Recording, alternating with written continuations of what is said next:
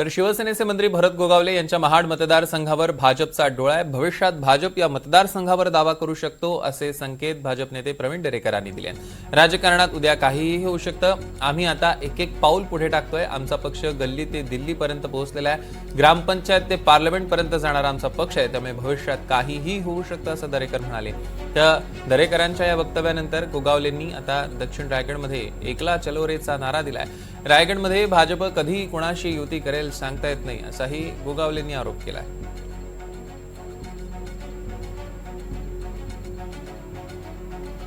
कसं आता तर आम्ही एक एक पाऊल टाकतोय। शेवटी आम्ही गल्ली ते दिल्ली गाठलेलं आहे।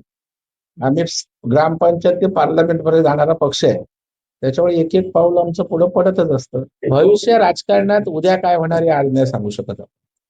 राजकारण एवढं तात्कालिक असतं की राजकारणात उद्या काय घडेल परवा काय घडेल कोणच सांगू शकत नाही।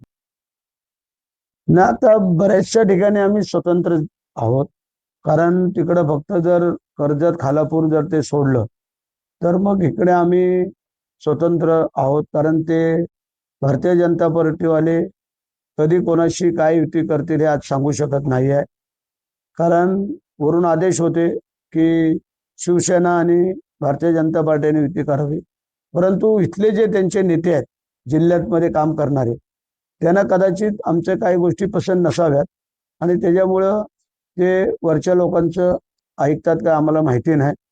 कारण ज्या वेळेला आमच्याकडे चर्चेला बसतात, चर्चा करतात आणि लगेच 2 दिवसामध्ये दुसऱ्याकडे चर्चा करून त्यांच्या युत्या होतात। त्याच्यामुळे सध्या तरी आम्ही दक्षिण रायगडकडं आम्ही वन मॅन शो चालवलो।